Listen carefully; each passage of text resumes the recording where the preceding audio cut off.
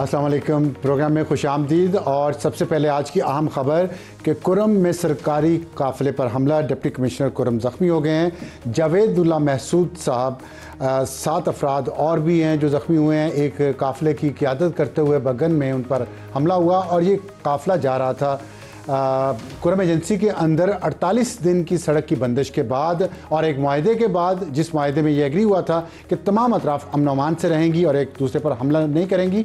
लेकिन इन फ़रीक़ैन में से किसी ने इस काफ़िले पर हमला नहीं किया, बल्कि कुछ नामालूम अफराद ने किया है, जिसका जो शक है वो यही है कि ख़वारिज या TTP उन्होंने इस काफ़िले पर हमला किया है, क्योंकि वो नहीं चाहते कि इस इलाके में अमन कायम हो और पाकिस्तानी और मुसलमान आपस में प्यार और मोहब्बत से रह सकें। उनको अल्लाह ने उनकी जान बचाई है। डिप्टी कमिश्नर कुरम के उनको पेशावर शिफ्ट कर दिया गया है। और थोड़ा सा आपको इसकी बैकग्राउंड बता दूं कि इसमें सदर आसिफ अली जरदारी, वज़ीर आला मोहसिन नकवी, वज़ीर दाखिला मोहसिन नकवी, बिलावल भुट्टो और गवर्नर फैसल खैबर पख्तूनख्वा और वज़ीर आला खैबर पख्तूनख्वा अली मीन गंडापुर ने इस वाक़े की मज़म्मत की है और उन्होंने कहा कि हालात ख़राब करने वालों के ख़िलाफ़ सख्त कार्रवाई की जाएगी। लेकिन कब की जाएगी ये उन्होंने नहीं बताया। और ये हुआ ये था कि 21 नवंबर 2024 को काफ़िले पर हमले में 48 अफराद जाँ भाग हो गए थे, जिसके बाद से मुसलसल वहाँ बेअमनी है। और उसके बाद जो तनाज़ात हुए उसमें मज़ीद 150 अफराद जाँ भाग हो गए और कुरम में अद्वियात की अदम दस्तियाबी की वजह से कम से कम 60 बच्चे अपनी जान की बाजी हार चुके हैं। और ये सब इसलिए हो रहा है कि वहाँ दवाइयाँ नहीं पहुँच रही और ये काफ़िला जो है ये इमदादी सामान में दवाइयाँ और ख़ुराक और ज़रूरी सामान लेकर जा रहा था, जो अब रुक गया है। अभी दोबारा लोगों की मुश्किलात में वहाँ कमी नहीं आई। और ये हमारी आज की आम खबर है और मैं इस पर मज़ीद भी बात करूँगा। लेकिन आज के प्रोग्राम का तारुफ़ करवा दूँ कि हमारी टॉप स्टोरी होगी PTI मुज़ाकरात, हुकूमत खुश है या नाराज़ है। और इसमें जो दो राय हैं हुकूमत के अंदर मुख्तलिफ़ लोगों की, उसका क्या वजूहात है उस पर, और क्या इमरान खान को रिहाई मिल सकती है, मिलनी चाहिए या नहीं मिलनी चाहिए, हुकूमत इस पर क्या सोच रही है और इन मुज़ाकरात से हुकूमत क्या हासिल करना चाह रही है। हमें ज्वाइन करेंगे हनीफ अब्बासी, MNA हैं, रहनुमा हैं पाकिस्तान मुस्लिम लीग नून के, और जिनके बारे में ख़बर गर्म है कि वो शायद काबीना का हिस्सा भी बनने जा रहे हैं। और इसके बाद हमारा आज का हॉट इशू, खैबर पख्तूनख्वा हुकूमत नाकाम हो गई है, इत्तेहादी नाराज़ है। जैसे मैंने अभी जिक्र किया कि अली मीन गंडापुर ने वाक़े की मज़म्मत तो की है, लेकिन जो नासिर अब्बास साहब हैं MWM के सरबराह, जिन्होंने कराची में धरने दिए हुए थे, जिस पर उन्हें शदीद तनकीद का निशाना बनना पड़ा कराची के लोगों की ज़िंदगी मुश्किल करने के लिए, क्योंकि वहाँ कुरम में जो मामला थे उसका कराची में धरनों से कोई ताल्लुक़ नज़र नहीं आ रहा था। लेकिन उन्होंने भी धरने ख़त्म किए थे इस मुआहदे के बाद। आज जो हमला हुआ है डिप्टी कमिश्नर पे, उसके बाद उन्होंने कहा है कि कुरम मसले पर अली मीन गंडापुर ने हमें मुश्किल जगह ला खड़ा किया है। और उन्होंने अली मीन गंडापुर पे इंतहाई संगीन इल्ज़ाम लगाया है कि उन्हें सिर्फ इक़्तिदार चाहिए, अली मीन गंडापुर को सिर्फ इक़्तिदार चाहिए। इस पर हम बात करेंगे शौकत यूसुफज़ई, जो रहनुमा है पाकिस्तान तहरीक इंसाफ के। और हमारा आज का एडिटोरियल होगा, पाकिस्तान में तालीम का मयार पस्त है और 2025 में क्या यह मयार ऐसे ही पस्त रहेगा या इस पर कुछ किया जा सकता है, क्योंकि जितने बच्चे हमारे स्कूलों से बाहर, 2 करोड़ 60 लाख बच्चे पूरे पाकिस्तान में स्कूलों से बाहर हैं। वफाकी हुकूमत और तमाम सूबाई हुकूमतों की जिम्मेदारी क्या है, इस पर हम अपने आज के एडिटोरियल में आपको बताते हैं कि इस पर हुकूमत भी गौर करेगी। अभी वक्त हुआ है हमारे टॉप स्टोरीज़ का और हमें ज्वाइन किया है हनीफ अब्बासी साहब ने। खुश थैंक यू सर। और सबसे पहले आपको आपका जन्मदिन मुबारक हो। बहुत मेहरबानी sir. Happy birthday to you. Thank you sir. और ये आपने याद रखा, वैसे मुझे याद भूल गया था सुबह। नहीं, आप मुझसे छोटे बहुत हैं ना, तो छोटों का बर्थडे याद रखना चाहिए। ये तो और अगर ना छोटों को हैप्पी बर्थडे कहा जाए तो वो नाराज़ हो जाते हैं। बड़ी मेहरबानी। तो और इसलिए अल्लाह ताला आपके लिए इस जन्मदिन के बाद मज़ीद सुनाए खुशखबरियाँ ला रहा है वज़ीर बनने। अच्छा, मुझे ना, मैं ये बातें को 15 दिन से सुन रहा हूँ मीडिया के ज़रिए, तो मुझे कोई कंफर्मेशन नहीं है अभी तक, आज की डेट अभी तक कोई कंफर्मेशन। तो हम उम्मीद रखेंगे ना रखें, आपके हल्के के लोग उम्मीद रखें ना रखें? नहीं, मैं ये नहीं कह सकता जी उम्मीद, ये तो एक जिम्मेदारी होती है पार्टी की तरफ से। पहले भी बहुत सारी जिम्मेदारी मिली है, उनको निभाया है, अब भी मौका मिला तो ज़रूर करेंगे। तो जिम्मेदारी तो आप पहले भी निभाते रहे हैं वजारत के भी। बिल्कुल। तो वजारत से आप समझते हैं कि जिम्मेदारियां बढ़ जाएंगी और बेहतर तरीके से निभाएंगे? सर देखिए, ये कोई भी जिम्मेदारी हो, अभी तो मैं उसको डिस्कस ही नहीं करता ना। डिस्कस तब करूं जब मुझे कोई बुला के कहे कि हाँ यार ये करना है। तो वैसे मैं बात कर रहा हूँ कि जिम्मेदारी कौन सी है जो आज तक हमने नहीं निभाई, पॉलिटिकली हो, एडमिनिस्ट्रेटिवली हो, तमाम जिम्मेदारियों से हम गुजर के आए हैं, और इवन के जिन मुश्किलात से भी गुजरे हैं वो भी सारी दुनिया के सामने। ठीक है, लेकिन जो मीडिया पे आ रही है खबरें उसमें आ रहा है कि दूसरा मरहला है काबीना में तोसी का, तो उसमें बहुत सारे लोगों के नाम आ रहे हैं, आपका भी मेरा भी आ रहा है। तो वो जो नाम आ रहे हैं उसमें कुछ तो हकीकत होगी। नहीं, मैं ये नहीं कहता हकीकत नहीं है, लेकिन देखे ना, मैं अब फिर बार बार कहता हूँ, मैं उस स्टेज पे हूँ अपनी सियासत की जहाँ पे मैं बनने पे बैठ के किसी चीज़ का इंतजार नहीं कर सकता। मैच्योरिटी है आप में, अल्हम्दुलिल्लाह मैच्योरिटी की बात नहीं, मैच्योर सोच है। हाँ, मतलब बनने पे बैठ के मैं इंतजार कर रहा हूँ, ऐसी सूरत हाल नहीं है। बनना किसको कहते हैं? बनने कहते हैं ना, बंदा, मैं अब बनने की अंग्रेज पंजाबी है, इसकी उर्दू अंग्रेजी मुझे नहीं आती। आप फैंस पे बैठे इंतजार कर रहे हैं कब मुझे रिंग में बुलाया जाएगा, ऐसी सूरत हाल नहीं। ठीक है, अच्छा चलें, अब आप थोड़ी सी सियासत पे बात करें। मुज़ाकरात हो रहे हैं पीटीआई और हुकूमत के दरमियान, और इससे लोगों को कुछ को उम्मीद पैदा हुई है कि मुल्क में कुछ सियासी इस्तेहकाम आ जाएगा जो मईशत के लिए बहुत ज़रूरी है। आपके लेकिन पार्टी के अंदर दो मुख्तलिफ मौक़िफ़ हैं। एक ये समझ रहा है कि खान साहब पे एतबार नहीं किया जा सकता, और दूसरा ये है कि इसके बगैर आगे नहीं बढ़ा जा सकता। आप क्या कहते हैं? देखिए, मेरा स्टांस तो मैं रोज़ रोज़ बदल तो नहीं सकता ना अपने स्टांस को, और मैं समझता हूँ कि खान साहब के साथ ये वाला सलूक करना कि उन पर ट्रस्ट करना, उन पर एतबार करना, और फिर अपने उस पूरे मौक़िफ़ से हुकूमत को पीछे हटना पड़ेगा ना। किस मौक़िफ़ से? वो जो मौक़िफ़ था कि 9 मई को जो कुछ हुआ, जब तक उनके मास्टरमाइंड, मैं फिर कह रहा हूँ कि जितनी सज़ाएं हुई हैं उस वक्त तक जस्टिफाई नहीं होती जब तक उसके मास्टरमाइंड और कल्प्रिट, जो मेन कल्प्रिट है, वो उनको सज़ाएं ना हो। ये मैं बार बार कहता आया हूँ। हाँ, जिस दिन उनको सज़ाएं हो जाएंगी तो ये सारी सज़ाएं जस्टिफाई करेंगी, क्योंकि ये वो लोग हैं जो मौके के ऊपर एविडेंस के साथ सज़ाओं पे इतना जोर क्यों है जी? सज़ाओं पे इतना जोर क्यों आपका? तो फिर आप तो खुद सज़ा भुगत चुके हैं, आपको पता है। लेकिन ना फिर वही ये बात, अब सार भाई, मेरी सज़ा में, मेरे पॉलिटिकल वर्कर में और इंतशारी लोगों में और दहशतगर्दी में फ़र्क है। हमने अपनी पूरी ज़िंदगी 35 साल पॉलिटिकल लाइफ गुजारी है मैंने अपनी एग्रेसिव सियासत के साथ। ये ठंडी और ड्राइंग रूम वाली सियासत नहीं की। मैंने 90 हज़ार के जुलूस में मैं शरीक हुआ हूँ।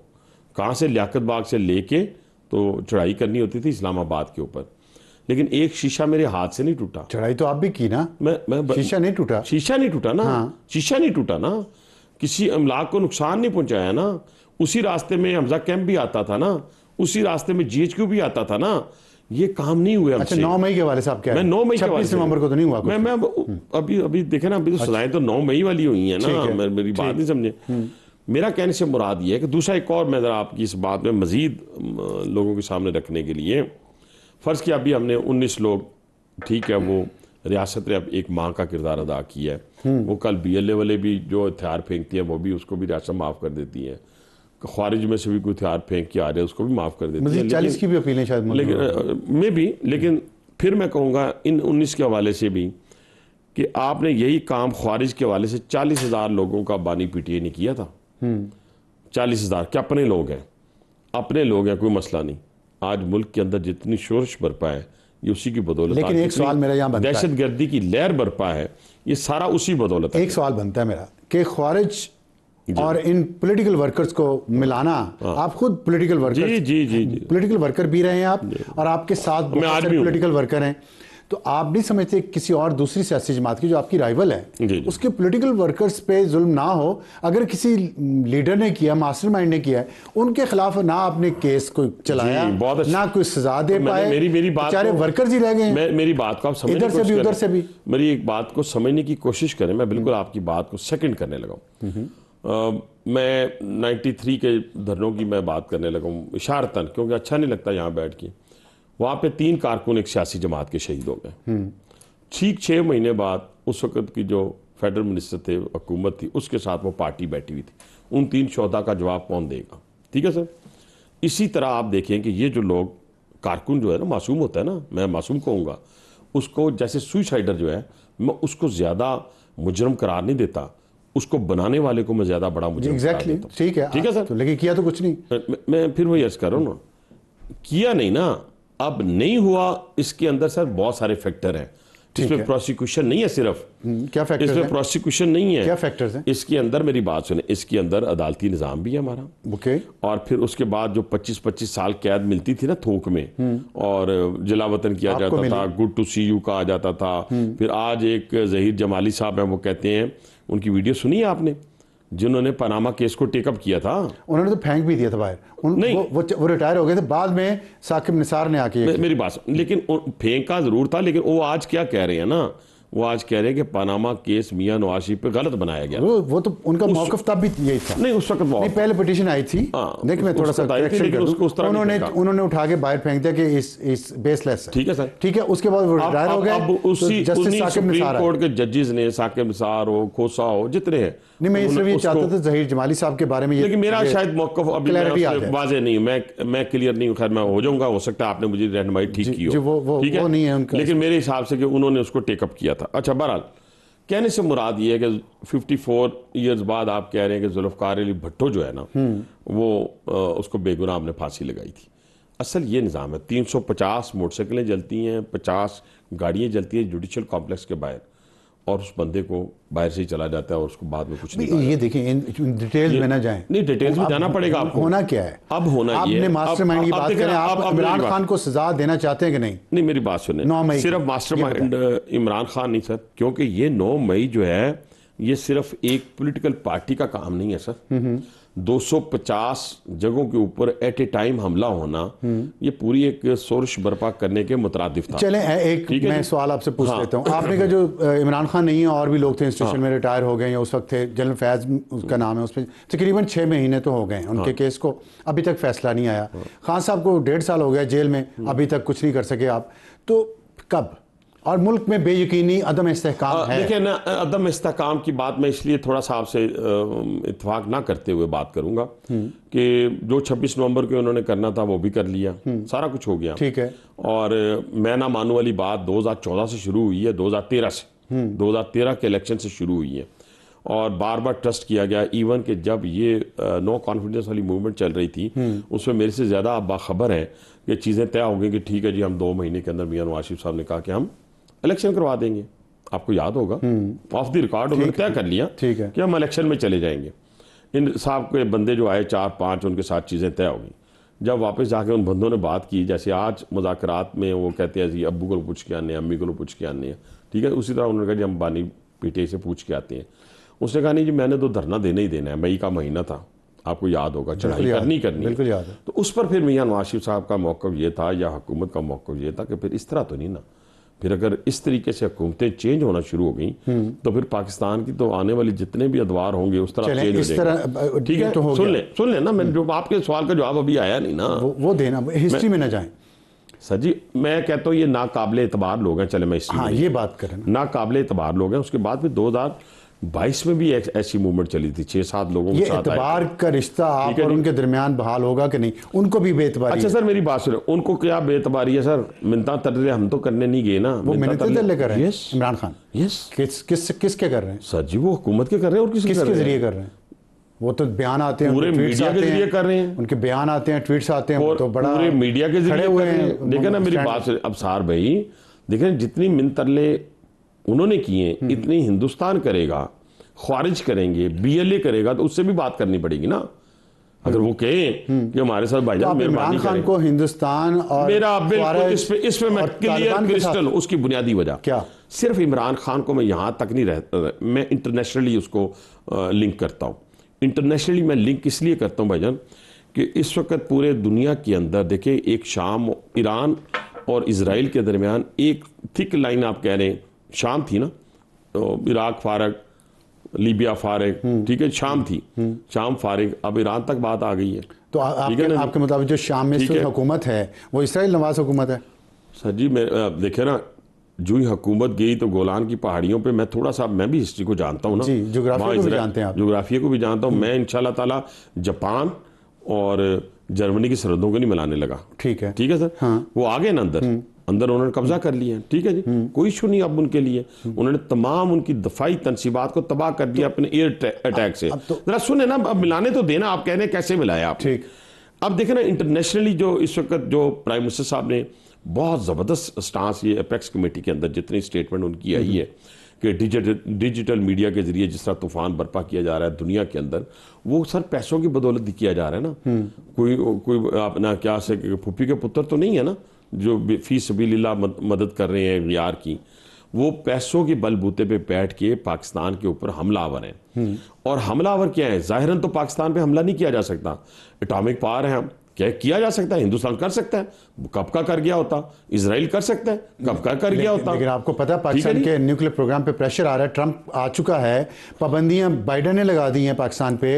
और इस वक्त अफगानिस्तान के साथ ताल्लुकात हमारे खराब हो रहे हैं। ईरान का आप बता रहे हैं कि इजराइल वहां तक पहुंच गया है। मोदी इंडिया का आपके साथ कोई रियायत करने पे तैयार नहीं है।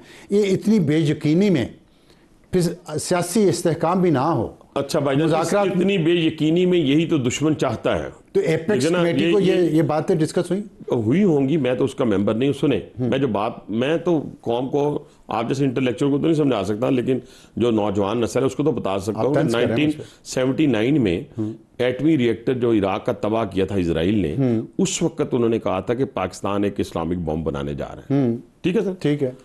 मैं कहने से मुराद बना लिया ना हमने, बना लिया ना, पाबंदियां भी लग रही हैं, ट्रंप भी आ रहा है। पाबंदी लगी ना, पाबंदियां कितनी लगी हैं आज तक पाकिस्तान को, जब से हमने ये शुरू किया है 160 सैंक्शंस लगी हैं। नहीं, हालात मजीद पाकिस्तान के लिए मुश्किल होते जा रहे हैं ना। उसमें आप इमरान खान को छोड़ना पड़ेगा। उसमें कौन किरदार अगर ट्रंप ने आके अपना किरदार अदा किया इन हालात में, मैं ये नहीं कहूंगा, मैं जो ठीक है तालिबान को इंडिया यूज कर रहा है तो आपको उन्होंने कहना है कि छोड़ें, फिर आप छोड़ेंगे? अच्छा मेरी बात सुने, मैं ना यहाँ बैठ के गैर जिम्मेदारी का मुजाहरा करूंगा, ठीक है, ना जज्बातीपन का मुजाहरा करूंगा कि एब्सोल्युटली नॉट। ठीक है जी। ये जितनी बड़के मारने वाले होते हैं ना, ये बंदूकें लेके चलने वाले, ये कुछ भी नहीं करते जब मौका आता है। ठीक है, जो बिल्कुल कूल एंड काम बंदा होता है ना, उसको जब आप कुछ कहती हैं, जो भरा हुआ होता है, जिसके अंदर आप जैसे इंटेलेक्चुअल्स होते हैं, जिसमें हिस्ट्री होती है, जिसमें सारा कुछ होता है, वो जब बोलते हैं, या जैसे ताकतवर आदमी होता है या ताकतवर मुल्क होता है, जब वो अपने एक्शन से चीज़ों को साबित करता है। मेरा कहने से मुराद ये है कि मैं ये नहीं कहूँगा यहाँ पर एब्सोल्युटली नॉट, अमेरिका हम आ रहे हैं, ऐसे कोई नारे नहीं है हमारी तरफ से। हमें हम खुद मुख्तार मुल्क हैं इस दुनिया के खित्ते में, हम एक एटॉमिक पावर हैं, जिम्मेदार एटॉमिक पावर हैं। हम अपने एसेट्स के ऊपर, ये मेरा नहीं है, ये किसी स्टैब्लिशमेंट का प्रोग्राम नहीं है। हाँ, स्टैब्लिशमेंट को एक क्रेडिट ज़रूर जाता है कि उसने इसको संभाल के रखा हुआ है, इसकी हिफाजत की है और ठीक तरीके से कर रहे हैं। लेकिन ये 24 करोड़ आवाम का एटॉमिक प्रोग्राम है, इसके ऊपर कोई कंप्रोमाइज नहीं। मैं उस असासे की बात नहीं कर रहा। हाँ। मैं उस असासे की बात करूं जिसका नाम इमरान खान है। मैं वही उस पे बात करें। अगर वहां से फोन आया, जिनका एसेट है, वो जिनका एसेट है, वो जिनका एसेट है, पाकिस्तान का एसेट है। नहीं, वो पाकिस्तान का एसेट नहीं है। मैं माजरत के साथ देख रहा, मैं पॉपुलर सियासत पे यकीन नहीं रखता। सुन ले, मैं स्टेट्समैन भी अपने आप को नहीं कहने लगा, लेकिन मैं कहता हूं कि जो स्टेट्समैन होता है ना, वो पता देता है आने वाले वक्त का। मैं शुभदाबाजियां करके, मैं पॉपुलर सियासत करके, तालियां लग रही हैं मैं भी तालियां बजा के नहीं, मैं ये बता रहा हूं कि जो खतरात हैं इस वक्त मुल्क के अंदर और मुल्क के चारों तरफ, वो आप किसी को भी ला के बिठा देंगे, कुछ भी कर देंगे। इस वक्त इस हुकूमत को डीरेल करके ना, जत्थों की हुकूमत को कायम करना चाहते हैं, तो मुझे कोई उसमें एतराज़ नहीं है। ठीक है ना, जत्थों की हुकूमत पाकिस्तान में नहीं आ सकती, ना पाकिस्तान शाम है, ना इराक है, ना लीबिया। सादा सवाल सादा है कि ट्रंप की कॉल आएगी कि इमरान खान को छोड़ दो तो क्या करेंगे आप? मैं तो ये पूछ रहा हूँ। मैं कहता हूँ कि पाकिस्तान की अदालतें छोड़ सकती हैं, किसी के कहने पे किसी को नहीं छोड़ा जा सकता। अगर हुकूमत पे हाइब्रिड निज़ाम पे, जिसमें एक तरफ सिविलियन है एक तरफ मिलिट्री है, आपके ख्याल में ये दबाव बर्दाश्त कर लेंगे? तो फिर कल वो कहेंगे कि ये मेरी बात कर लेंगे। कल वो फिर जिनकी बात करते हैं कि नहीं इनको छोड़ दें, फिर आप अपना बैलिस्टिक मिसाइल भी और बॉम्ब भी रख के दे देंगे। आपका मतलब है उनको छोड़ने का मतलब ये होगा? यही होगा। नहीं तो ये आपने अभी भी नहीं बताया कि छोड़ेंगे कि नहीं छोड़ेंगे। कैसे छोड़ेंगे? मैंने कहा अदालतें नहीं छोड़ेंगे। आपकी हुकूमत, मैंने कहा जी अदालतें छोड़ सकती है ना। अदालत तो फिर बात तो वही होगी, अदालतें छोड़ सकते हैं, बात तो वही होगी ना। नहीं, बात कैसे वही हो गई? वही हो गया, ठीक है। नहीं, हम नहीं छोड़ सकते। हम देखिए, मेरी बात सुने, जो छोड़ेगा ना, मैं आपको अगर जाती तौर के ऊपर कोई डिसीजन लेगा, तो जो मुल्क को उसके बाद के नुकसान हैं, जो इस वक्त के नुकसान हैं, वो सबका जिम्मेदार होगा। ठीक है, चलें, ये अदालतें हों या हुकूमत हो, जो भी छोड़े इसको। ठीक, ये बताइएगा कि जो इस वक्त बातें चल रही हैं कि हुकूमत ख़तरे में है, पाकिस्तान पीपल्स पार्टी भी थोड़ी नाराज़ है, MQM भी थोड़ी नाराज़ है, और ये बात की जा रही है कि हुकूमत को जो कुछ डिलीवर करना चाहिए था, हुकूमत वो डिलीवर नहीं कर पा रही, इसलिए एक नया सेटअप लाया जाएगा जो कौमी होगा, और जो डील हो रही है इमरान खान से उसमें यह है कि उसके भी लोग कुछ हुकूमत में अकोमोडेट किए जाएंगे किसी और वज़ीर आज़म की क़यादत में। अच्छा सर, ये बड़ा अच्छा सवाल आपने किया है। पहली बात तो ये है कि इस हुकूमत को डी रेल करने के ये वजह अगर कोई अगर कर देगा खुदा न खास्ता, और वो तो डी रेल नहीं होने जा रही, ठीक है, अगर हो जाती है तो इस मुल्क के अंदर जो इस वक्त मुआशी इस्तेहकाम आया है उसकी मैं 3-4 मिसालें ज़रूर दूंगा, बगैर आप इंटरप्ट करें भी फिर मैं देता जाऊंगा। आपका जल्दी 1 सेकंड 30 सेकंड में इन्फ्लेशन रेट आपका 8 महीनों में 38% था, 3.5% 4% पे आ गया, ठीक है, आसान अल्फाज में मैं कहता जाऊंगा। आपका रिजर्व्स बढ़ गए, आपके रिजर्व्स बढ़ गए, आपका इंटरेस्ट रेट 22 से कम होकर कहां पे आ गया, 13 पे आ गया। आने वाले 6 महीनों में नहीं 3 महीनों में सिंगल डिजिट पे होगा। मैं अभी आपको जो प्रोग्रेस आस्ता था, ठीक है सर, आपका तजारती खसारा जो है वो सरप्लस हो गया, आपका ट्रेड डेफिसिट जिसे कहते हैं, ठीक है, वो 950 अरब रुपए सरप्लस हो गया, पाकिस्तान की तारीख में पहली मर्तबा हो गया। पाकिस्तान इस वक्त 5 ममालिक जो पाकिस्तान को 2018 के बाद छोड़ गए थे, जिनमें मैं नाम दे देता हूँ टर्की, चाइना, सऊदी अरब, यूएई, ये सारे लोग वापस पाकिस्तान के अंदर इस वक्त पाकिस्तान के साथ खड़े हो गए हैं, ठीक है। और पाकिस्तान के अंदर जो फॉरेन इन्वेस्टमेंट है और तरसीलात ज़र जिसे बाहर से लोग सरमाया भेज रहे हैं, ठीक है, वो 35% इजाफा हुआ है। चले मैं तमाम तर आपने 3 कहा था, आपने 5 बता दिए। मैं इन्फ्लेशन की बात कर लेता हूँ। आटा, घी, दाल, चीनी, सब्जी, दालें और फिर बिजली, पेट्रोल, गैस, इसके निर्ख तो बिल्कुल नहीं कम हुआ, किराए कम हुए। आम लोगों को तो ये मसला है, इन्फ्लेशन कम हो गई है। ये तो नहीं हुआ? नहीं सर, नहीं हुआ। कहाँ हुआ? देखिए ना, अब आप आलू की कीमत पहले वाली 150 रुपए किलो आलू आज है। सर जी मेरी बात सुने, आलू ना खाया करें, मैं पूरी कौम को कहता हूँ, आपको भी कहता हूँ, मैंने भी छोड़ दी, ये तो कोई बात ठीक है ना। नहीं वो इसलिए सुने, उससे आपको मोटापे में मेरे प्रोड्यूसर साहब कह रहे हैं हमारे घर सब्जी आलू की बनती है। नहीं इतनी भी बात नहीं, सब्जी और भी बड़ी अच्छी है। मैं तो सेहत की बात कर रहा हूँ, मैं तो सेहत की बात कर रहा हूँ सर, सेहत की बात करो, हेल्थ की बात करो। 8 महीने पहले वाला पूरे का पूरा डाटा मैं आपको व्हाट्सएप कर देता हूँ प्रोग्राम के बाद जाके, कि आटा कितने का था, फलां कितने का। अब बिजली के रेट्स आए हैं, इलेक्ट्रिसिटी के रेट्स, IPPs के हवाले से मैंने बात की थी, अगर आपको याद होगा, नेशनल असेंबली के अंदर बात मैंने की थी, और मैंने कहा था कि इन्होंने जो पाकिस्तान का खून निचोड़ना था निचोड़ लिया। अब इनसे कहें इस पाकिस्तान से कमाया, इस पाकिस्तान को वापस करें। उसके ऊपर अल्हम्दुलिल्लाह हुकूमत पाकिस्तान ने अमल दरामद शुरू किया, और अमल दरामद शुरू करते हुए 18 के करीब को फारिग कर दिया। 18 और लाइन अप है। आप जबकि कैपेसिटी पेमेंट की आपका इश्यूज जो है वो एड्रेस होना शुरू हो जाएंगे, वही मारती है ना आपको। और हकीकी मानों में मैं कहता हूँ, हुकूमती नुमाइंदा होने के बावजूद कहता हूँ, आप बाहर का इन्वेस्टर ढूंढते हैं, जब तक अपने इन्वेस्टर को आप बूस्ट नहीं करेंगे, उसको कॉन्फिडेंस नहीं देंगे, तो वो इन्वेस्टमेंट जो है वो तो बाहर लेके चला जाएगा, तो बाहर वाली कहाँ से अंदर आएगी, ठीक है। तो इसके लिए जो हुकूमती इक़दाम हैं, जिस पर प्राइम मिनिस्टर दिन रात लगा के कर रहे हैं, जो मेरी उनके साथ गुफ्तगू हुई है या मैं उनके साथ आपस 1-1 बैठ के जो बातें हुई हैं, उसके अंदर पूरा फोकस ये है कि विद इन 6 मंथ बिजली की कीमतें जो हैं वो कम होंगी, ताकि हमारी जो प्रोडक्शन कास्ट है उसमें कमी। तो अगर ये बात है तो फिर वज़ीर आज़म शहबाज शरीफ ने ये क्यों कहा कि वसवसे हैं मेरे दिल में? अच्छा मेरी बात सुने, वसवसे ये नहीं है उनके दिल में, मैं नहीं उनके दिल की बात जान सकता, ना मैं तर्जुमा नहीं कर सकता हूं। दिल की बात उनकी कौन? हाँ ये बात ठीक है, ये मैं इतराफ़ करता हूँ, मैं सबके सामने बताना नहीं चाहता, ठीक है चले। लेकिन मैं जो बात कहना चाहता हूँ कि हो सकता है कि उन्होंने ये कहा हो कि मैं जिस मेहनत से ये काम कर रहा हूँ, अल्लाह ताला उसमें कामयाबी मुझे दे दे और वो कामयाब हो जाए, मेरा मैं जो इस कौम के लिए करना चाहता हूँ। यकीन माने, मैंने एक दिन, अब आपके सामने इतराफ़ करता हूँ, मैंने कहा सर पॉलिटिकली हम थोड़ा सा वीक है, हमें पॉलिटिकली भी अपना इनपुट जो है वो डालना चाहिए, और हकीकतन माने सियासत। उन्होंने कहा अब्बासी साहब, अभी इस मुल्क और कौम की दाल रोटी का बंदोबस्त मैं कर रहा हूँ, इस मुल्क के लिए जो मुआशी इस बहरानों में फंसा हुआ है उसको मैं निकाल रहा हूँ। अभी आप देखें, एक शख्स सुबह 8 बजे से लेकर, मैं कोई, मेरा उनके साथ ऐसा ताल्लुक नहीं कि हमने कोई तारीफ़ की बुनियाद के ऊपर कोई चीज़ हासिल करनी है, अल्हम्दुलिल्लाह वो ताल्लुक क़यामत तक और डेथ तक जारी रहेगा। मेरी सिर्फ उनसे गुजारिश ये है कि मैं आपसे गुजारिश पूरी कौम से करना चाहता हूँ कि जिस तगोदो से मेहनत के साथ उन्होंने इस मुल्क को भंवर से निकाला है, ये थोड़ा सा टाइम और है, वक्त और है, मैं ज़्यादा टाइम नहीं कहता, 1.5 साल के अंदर अंदर ये सारी चीज़ें एड्रेस हो जाएंगी। ठीक है। और खुदा ना खास्ता उस जिस जो बात आप बार बार कर रहे हैं जी कि चेंज या फलां, तो फिर ये वही वाला तजर्बा होगा जो 2017 में मियाँ नवाज शरीफ को हटाया गया, जब मुल्क में ना दहशत गर्दी थी ना बेरोजगारी थी। सुनते जाए ना, सीपैक अरूज पे था, हर चीज अपने जगह कमजोर पे लग थी। रहे हैं इस बात से। लोग जी कमजोर लग रहे हैं, इसका मतलब कुछ है सही क्या? नहीं कमजोर नहीं मैं लग रहा, आप नहीं, मैं ये कह रहा हूं नहीं, हुकूमत कमजोर नहीं है। हुकूमत, अच्छा मियाँ शहबाज शरीफ का मुतबादल तो बता दें। अच्छा आखिरी, चले मियाँ शहबाज शरीफ का मुतबादल तो बता दें। चले आप आखिरी बात से बता दें कि मुज़ाकरा जो पीटीआई के साथ हो रहे हैं कामयाब होंगे या नाकाम? मुज़ाकरात से निकलेगा क्या? मुज़ाकरात के नतीजे में अगर 9 मई वालों ने माफ़ी लेनी है, मुज़ाकरात के नतीजे में जो 26 नवंबर वाले 4 जो शहदा हैं रेंजर्स के और 5वां जो कांस्टेबल है उसके खून का सौदा करना है, तो फिर मैं माजूर। पीटीआई के लोग भी तो मरे।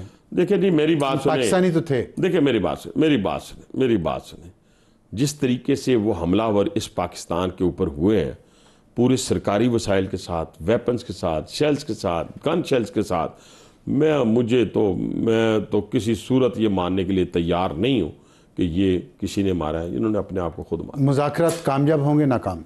जी भी मुज़ाकरात में मैं तो मुज़ाकराती टीम में बैठा ही नहीं हुआ ना, तो मैं कैसे कह दूं? मैंने तो आपको अपना फैसला सुना दिया है कि दोनों सूरतों में अगर ये नतीजा निकालना है तो फिर ख्वारिज को भी माफ़ करें तो फिर बीएलए को भी माफ़ करें। ठीक है, बहुत शुक्रिया हनीफ अब्बासी साहब हमसे बात करने का। वक्त हुआ एक ब्रेक के बाद वापस आएंगे तो हॉट इशू, और वक्त हुआ हमारे आज के हॉट इशू का। खैबर पख्तूनख्वा हुकूमत नाकाम और इत्तेहादी नाराज़, इस पर बात करेंगे। हमें ज्वाइन किया है शौकत यूसुफजई साहब ने, जो रहनुमा हैं पाकिस्तान तहरीक इंसाफ के। शौकत साहब अस्सलाम वालेकुम। जी वालेकुम अस्सलाम। 2-3 मौजूआत पे आपसे बात करनी है। सबसे पहले हम कुरम के मसले पर बात कर लें कि आज फिर वहाँ डिप्टी कमिश्नर ज़ख्मी हो गए हैं, उन पे हमला हुआ वहाँ पे, और कुछ लोगों की इत्तला आ रही है कि मज़ीद ज़ख्मी भी हुए हैं, शायद कोई जाम बहक भी हुआ है। तो इतने अमन मुआहिदा इतना अच्छा हुआ, सब लोग खुश थे पूरे मुल्क में, कराची में धरने भी ख़त्म हो गए, लेकिन उसके बाद जो अल्लामा नासिर अब्बास साहब हैं उन्होंने बड़ा सख्त बयान दिया है खैबर पख्तूनख्वा हुकूमत के ख़िलाफ़। उन्होंने कहा कि अली मीन गंडापुर को सिर्फ इक़्तिदार चाहिए और उन्होंने हमें मुश्किल जगह ला खड़ा किया है। आपके इत्तेहादी हैं, वो हर वक्त आपके साथ रहे, और देखें वो मुजाहिरों में भी, हर तहरीक में, हर मार्च में वो आगे रहते हैं। अभी भी उनका बहुत अहम रोल है पाकिस्तान तहरीक इंसाफ की सियासत में। तो वो अगर ये बात कर रहे हैं तो क्या कहेंगे आप, क्यों नाकाम हुई है खैबर पख्तूनख्वा हुकूमत? बिस्मिल्लाहिर्रहमानिर्रहीम। देखिए जी, नाकाम नहीं है इस मामले में। तो देखें बहुत सब्र तहम्मुल का मुजाहरा किया गया हुकूमत की तरफ से, दोनों फरीकैन को बिठाया और इसमें बड़ा अहम रोल अदा किया हमारे जो कबायली माहिदीन हैं उनकी तरफ से, और बड़ी मुश्किल से उनको बिठाया। और जो मायदा हुआ है उसमें, क्योंकि वो मायदा बड़ा लाजमी था, उसके बगैर अगर आप सड़कें खोल लेते तो आप देखें ये जो हालात हैं, आज पूरी कार्रवाई जो है वो जाने वाली थी, उसको फिलहाल रोक दिया गया है। क्योंकि शरपसंदों, जो कुछ शरपसंद हैं इसमें, यानी जो फरीकैन है वो तो जो अमन मायदे पे राजी हो गए, इसका मतलब है कि वो तो अमन चाहते हैं। जो फरीकैन है वो तो अमन चाहते हैं। अब शरपसंद जाहिर है कोई भी हो सकता है। तो कुछ तो अंदाजा हुकूमत है, आप कुछ तो बताएं आवाम को। नहीं देखें, शरपसंद तो देखें जाहिर है हर माशरे में आपको मिलेंगे, और जो चाहते हैं कि जो यहाँ पे अमन ना आए, तो ये तो हर जगह हो सकते हैं। अब कराची में जो कुछ हो रहा है, इतनी उनके पास इंफॉर्मेशन है तो उन्हें पता था काफिला किस वक्त कहाँ से चल रहा है, उसको लीड कौन कर रहा है, और डायरेक्ट उन्होंने उस पर अटैक किया। अच्छी खासी प्लानिंग, इंटेलिजेंस चाहिए इसमें। ये कोई आम किस्म के शरपसंद तो नहीं लग रहे, ये तो ट्रेंड हार्डन दहशतगर्द लग रहे हैं। मैं अर्ज करूँ, देखिए जाहिर है गवर्नमेंट ने उस पर उसकी तहकीकात हो रही हैं और उनको ऐसे स्पेयर नहीं किया जाएगा। अभी तक जो हुकूमत ने तहम्मुल का मुजाहरा किया वो इसलिए किया कि वो फरीकैन दोनों तरफ से हमारे अपने लोग थे, जिसकी वजह से हुकूमत बड़ी कोशिश करती रही कि ऐसा वाक़या ना हो, बल्कि इनको बिठाया जाए, इनसे असला लिया जाए, इनको तहफ़्फ़ुज़ दिया जाए, रोड को महफूज बनाया जाए।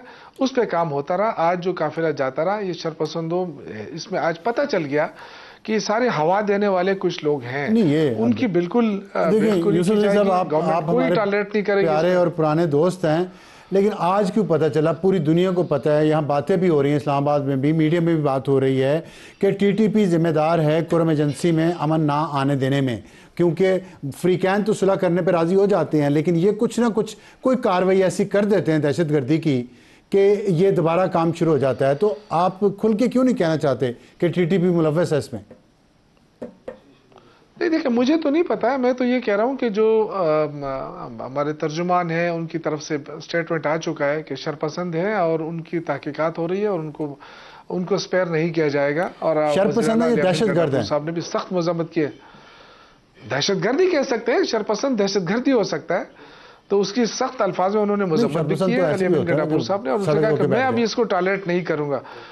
तो देखिए, जाहिर है अब इतना बड़े वाक़यात हुए हैं और उसको यहाँ तक लाने में वो कामयाब हुए कि जी अमन माहिदा कराया। अब इसके अमन माहिदे को कौन सबूताज कर रहा है? गवर्नमेंट उसको स्पेयर नहीं करेगी, कम अज कम ये मैं आपको बता दूं कि इसके बाद चलिए, ये बहुत अच्छी आपने बात की है। तो अल्लामा नासिर अब्बास साहब जो कह रहे हैं क्या गंडापुर साहब को सिर्फ इक़्तिदार चाहिए, तो उनकी ये बात गलत है, ये दुरुस्त है? गंडापुर साहब को सिर्फ इक़्तिदार चाहिए होता तो शायद वो फिर ना एहतजाज करते और ना एहतजाजों में शरीक होते, वो फिर यहाँ बैठ के आराम से इक़्तिदार करते, लेकिन ऐसा नहीं है। देखिए, वो पार्टी के साथ है और हमारी पार्टी का शुरू से ये रहा है कि हम मुज़ाकरात, अमन, ये हम चाहते रहे हैं अपने इन इलाकों के अंदर भी, अफगानिस्तान के साथ भी। बहुत सारे ऐसे जगहों पे कई दफ़ा ऐसे वाक़यात हुए, हम कहें नहीं पुरअमन तरीके से। अब चूंकि ये पाकिस्तान का अंदरूनी मामला भी है, दोनों फरीकैन भी है, जो आमने सामने वो तो हमें मालूम है, जो शरपसंद है वो गायब है, जाहिर है उनको तलाश किया जाएगा। अब डिप्टी कमिश्नर पे जो हमला हुआ है, मामूली बात तो नहीं है, जाहिर है मामूली बात नहीं, स्टेट पे हमला हुआ है। आपने अभी फरमाया कि अली अमीन गंडापुर को अगर इक़्तिदार में रहने का शौक़ ना होता तो एहतजाजों में शिरकत ना करते, लेकिन हमने जो आम तारीफ सुनी है, जो मुंतखब सियासी लीडर्स होते हैं और हुकूमती ओहदों पे होते हैं, वो तो अवाम के हक में, अवाम के लिए काम करके, अनपॉपुलर फैसले करके हुकूमत चलाते हैं, ना कि इस तरह के पॉपुलर फैसले करना है चलो एहतजाज करते हैं, अमन व अमान पे तवज्जो नहीं है। ये तो आप जो बात कर रहे हैं इसमें तो तजाद है। सर जी देखें, ये वाक़यात कहीं भी हो सकते हैं। अब इसको ये लिंक करना है कि जी अमन अमान ओवरऑल ख़राब है, मैं इसको नहीं मानता। देखें, बड़ी कोशिशें हो रही हैं, दहशतगर्दी के ख़िलाफ़ जो जंग हो रही है, जिसमें हमारे फोर्सेस लगी हुई हैं, फ़ौज है, हमारी पुलिस है, उसकी पुष्ट पे गवर्नमेंट खड़ी है। ऐसा नहीं है कि मतलब वो अपने आप को अलग थलग समझ रही है। और एपेक्स कमेटी की मीटिंग्स होती हैं, उसमें जनाजे में जाते हैं, बाकायदा फैसले होते हैं। आप पूछते हैं, हज़ारों लोग मर गए हैं एक साल में और कई सौ नौजवान शहीद हो चुके हैं फ़ौज के, एफसी के, पुलिस के, केपी में एक साल में, और आपकी 12वां साल शुरू होने वाला आपकी हुकूमत को।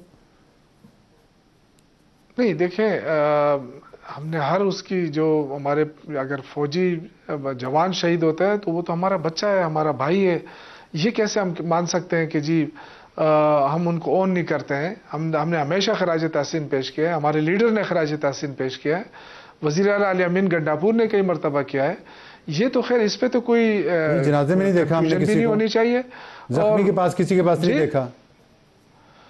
क्यों नहीं सर, ये आप क्या बात कर रहे हैं? कई जगह पे अली अमीन गंडापुर जा चुके हैं, लेकिन ये एक चीज़ में इसकी जो हुकूमत की है बदकिस्मती मैं समझूंगा कि बहुत सारे काम ऐसे किए हैं जो ये उससे पॉपुलर हो सकते हैं, लेकिन उनको हाईलाइट नहीं किया जा रहा। मैं आपको बता भी सकता हूँ, उससे बहुत ज़्यादा यानी इस गवर्नमेंट की, यानी एक तो वो है ना कि टिकटॉक में चीज़ें आती है, टिकटॉक की बात नहीं कर रहा हूँ, जो अमली काम इन्होंने किए हैं। बहुत सारे ऐसे इदारे हैं, ऐसे बहुत सारे काम है जो इन्होंने किए हैं, जिसकी वजह से आवाम के अंदर तो पॉपुलैरिटी है, आवाम तो वोट देते हैं।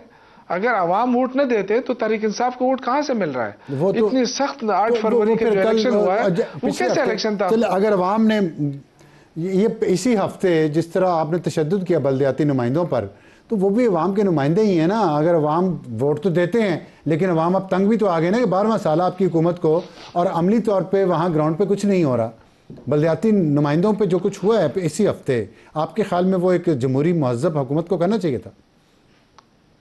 देखें, ये तो अगर हम भी चले गए ना, हमारे जो 1500 अरब रुपए इस वफाकी हुकूमत के ज़िम्मे हैं, अगर हम भी मांगने चले गए तो हम पे भी यही लाठीचार्ज होगा। जाहिर है जब हुकूमत वफाक हमें पैसा देगी तो हम नीचे सतह पे देंगे ना। हमारा 1500 अरब वफाकी हुकूमत ने क्यों पकड़ा हुआ? नहीं है, नहीं क्यों नहीं है जस्टिफिकेशन? देखें, पैसा हमारा ज्यादा 80% हमारा बजट जो है वो आप इस तशद्दुद को जस्टिफाई कर रहे हैं। नहीं, मैं तो बिल्कुल इसके हक में नहीं हूँ। मैं मेरी जाती तौर पे तो मैं कभी इसके हक में नहीं हूँ, लेकिन मैं वैसे ही कह रहा हूँ ठीक जो वफाकी हुकूमत का रवैया है इस सूबे के साथ, यानी एक तरफ दहशतगर्दी हो रही है, 1% बार बार जो है वो दोहराया जाता है पूरे उस चैनल्स के ऊपर जो भी आता है, लेकिन वो ये नहीं बताता है कि जो 1% दिया जाता है रहा है दहशतगर्दी के जंग के लिए, वो किस चीज के लिए दिया जाता रहा है। वो तो कोलेटरल डैमेजेस के लिए दिया जाता है, जो नुकसानात हो जाते हैं उसको कंपेंसेट करने के लिए दिया जाता है। वो 1% से तो कहीं ज्यादा हमारा नुकसान हुआ है खैबर पख्तूनख्वा के अवाम का, इस हुकूमत का। ठीक है, ये जो जितने नुकसानात हुए, जो IDPs बने, आपका क्या ख्याल है वो 1% से वो सारे बहाल हुए हैं? हाँ, नहीं हो सकती, नहीं सोचा। जाहिर है वफाकी हुकूमत को इसमें अपना रोल प्ले करना चाहिए। आगे बढ़ते हैं। अभी एक खबर जो आई है हमारे पास वो ये है कि PTI की क़यादत जो है, सूबाई क़यादत ख़ास तौर पे, और ज़ाहिर है जो सेंट्रल लीडरशिप है वो बुशरा बीबी की सियासी फ़ैसलों में मुदाखलत पर परेशान है। क्या आप परेशान हैं उनकी सियासी मुदाखलत पे? नहीं, वहाँ उनकी तो कोई सियासी मुदाखलत मैंने नहीं देखी अभी तक। किस चीज से परेशान है लोग? उन्होंने जो तकरीरें की हैं पूरी, लोगों को पता नहीं क्या क्या गैरत को, लोगों को ललकारा है, झाड़ते उन्हें माइल किया 26 नवंबर पे आने के लिए फाइनल कॉल पे, फिर सलमान अकरम राजा के साथ उन्होंने जो किया है वो तो पूरे मीडिया पे वो टॉक ऑफ द कंट्री है। उन्होंने लोगों को मोटिवेट किया था, और यानी ये कहा गया था उनको कि आप ना जाएं, लेकिन वो कह रही थी कि मैंने लोगों को मोटिवेट किया है कि जाएं, और अगर मैं न जाऊं तो फिर ये लोग मायूस हो जाएंगे, तो इसलिए वो गई थी। ठीक है, उन्होंने वहां जाके अगर उसके बाद कोई फैसला किया है, और वो तो पार्टी के ऊपर डिपेंड करता है ना कि वो उन्होंने उस फैसले को कैसे लिया। ये तो फिर पार्टी की कमजोरी बन सकती है ना। ये तो कोई नहीं कह सकता कि जी उनके फैसलों से कोई तंग है। उसके बाद उन्होंने कोई ऐसा फैसला नहीं किया। उन्होंने कहा वकला जो है वो इमरान खान से पैगाम रसानी मत करें, उनको रोक दिया उन्होंने। देखिए एक चीज अफसर आलम साहब, मैंने खुद माइंड किया है, और मैंने उसके जरिए भी बताया कि खुदा के लिए जो खान साहब से मुलाकात के लिए लोग तो जाते रहते हैं, तो कम से कम बस एक बंदा जो है उसकी वो अगर बात करे तो ठीक है, लेकिन ये जो हर बंदा जाके मुलाकात करके बाहर आके कोई नई कहानी सुनाता है, ये काम ना किया जाए। इस पे बैन होना चाहिए। सिर्फ एक बंदे की ड्यूटी लगाई जाए जो वकील हो या की क़यादत करते हैं, बैरिस्टर गौहर करते, तो ये बैरिस्टर गौहर की जिम्मेदारी थी या सलमान अकरम राजा की जिम्मेदारी थी ये बात कहते?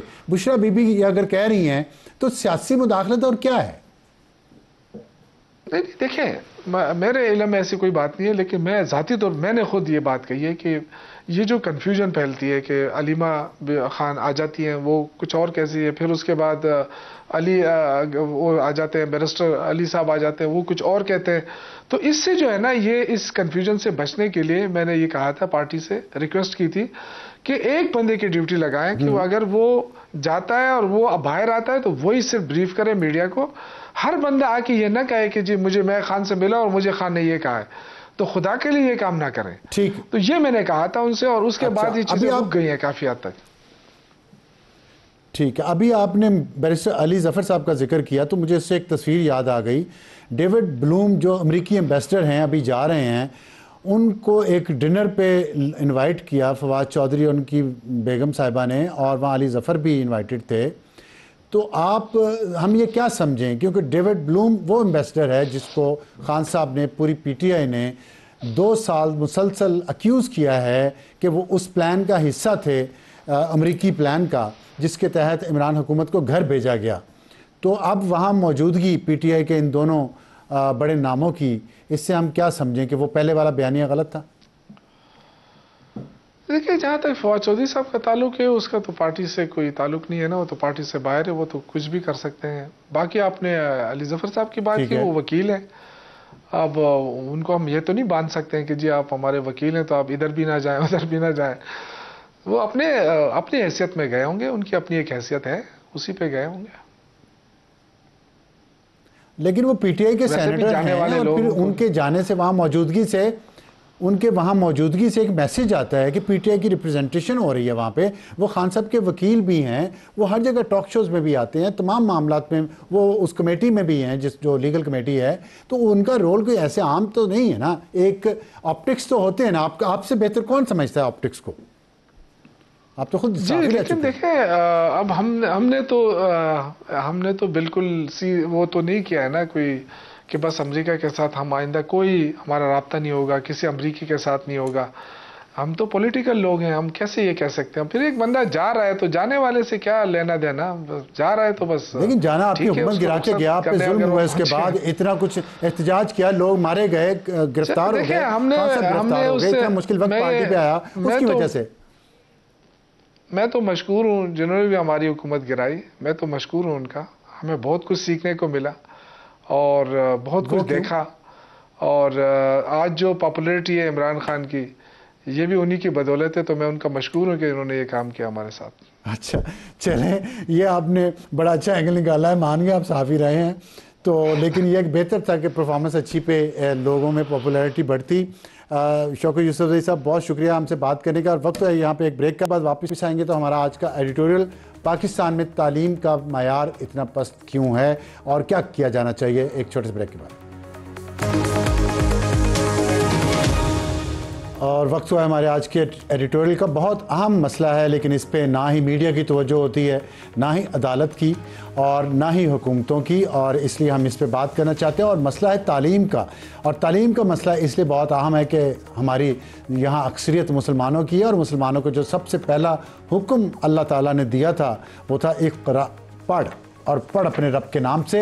लेकिन हम पढ़ाई पे ही तवज्जो नहीं देते, जो हमारे सबसे बड़ा हमारे मुल्क का, हमारे वतन का सबसे बड़ा मसला ये है कि यहाँ पे तालीम नहीं है, और अगर है तो वो मयारी नहीं है। अब आप देख लें जो लेटेस्ट फिगर्स आए हैं 2024 तक के, उसके मुताबिक देही इलाकों में ख्वानगी की शरह 54%, जबकि शहरी इलाकों में 77% है। देखने में बहुत ज़्यादा है, लेकिन ख्वानगी है क्या? जो शख्स अपना नाम लिख सकता है सिर्फ, हम उसे भी ख्वानदा या पढ़ा लिखा कहते हैं, लेकिन पूरी दुनिया में इस तरह की तालीम को तालीम याफ्ता नहीं कहते।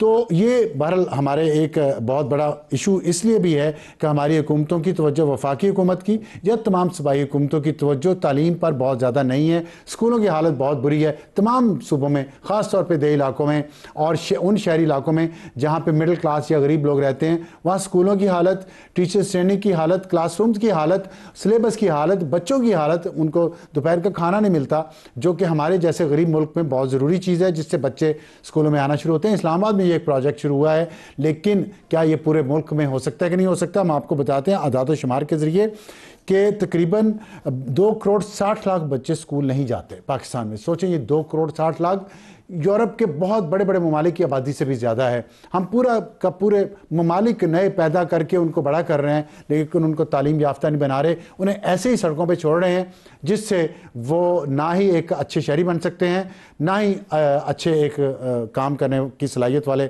शख्स बन सकते हैं। इनमें से भी जो स्कूल 79% बच्चे कभी स्कूल गए ही नहीं पाकिस्तान में, और 21% जो है इनमें से वो ड्रॉप आउट्स हैं। और मुख्तलिफ़ तहसीलों में मुख्तलिफ शरह है, बाज़ तहसीलों में 90% बच्चे जो हैं वो स्कूल नहीं गए कभी भी, और कहीं 70 से 75% हैं। और ये सिर्फ एक नंबर नहीं है, एक खौफनाक हकीकत है जिस पे हमें सोचना है, हमारे पॉलिसी साज़ों को सोचना है, हमारी हुकूमतों को सोचना है, हमारे हाइब्रिड निज़ाम को सोचना है, हमारे ताकत के मराकज़ को सोचना है, हमारे मीडिया को, हमारी अदलिया को, हमारी इस्टेब्लिशमेंट को, हमारी सियासी जमातों को और हमारी पार्लियामेंट को इस पर सोचना है। और सोचें कि क्या एक ही पॉलिसी पूरे मुल्क के निज़ाम को बेहतर कर सकती है कि नहीं, जहाँ पे हम अपने बच्चों को सही तारीख भी पढ़ाएं, उन्हें ऐसी स्किल सिखाएं बहुत बचपन से, उनके एप्टीट्यूड के मुताबिक हो कि कोई क्या बनना चाहता है बड़े होकर, सबको एक ही तरह के रट्टे लगवा के, एक ही तरह के सब्जेक्ट्स पढ़ा के हम उन्हें ना ही अच्छा मुसलमान बना रहे हैं, ना ही अच्छे शहरी बना रहे हैं। सोचना बहुत ज़रूरी है। और मीडिया लिटरेसी के बगैर जो डिसइंफॉर्मेशन फैलती है, जो बहुत बड़ा एक मसला है हमारे मुल्क का, जिसको हम डिजिटल दहशतगर्दी भी कह रहे हैं, उसकी एक वजह भी यही है। तो इन जदीद मसाइल का हल जदीद तरीक़ों से हमें ढूंढना पड़ेगा, तभी इंटरनेट की बंदिश की बजाय अगर हम मीडिया इंफॉर्मेशन लिटरेसी पर तवज्जो दें, बच्चों को अच्छा थिंकर बनाएं, उनको अच्छा सिलेबस पढ़ाएं, तो मेरा ख्याल है कि हम बेहतर कौम पैदा कर सकेंगे। इस पर ज़रूर सोचिएगा, लाजमी सोचिएगा सोने से पहले। आज गुड नाइट।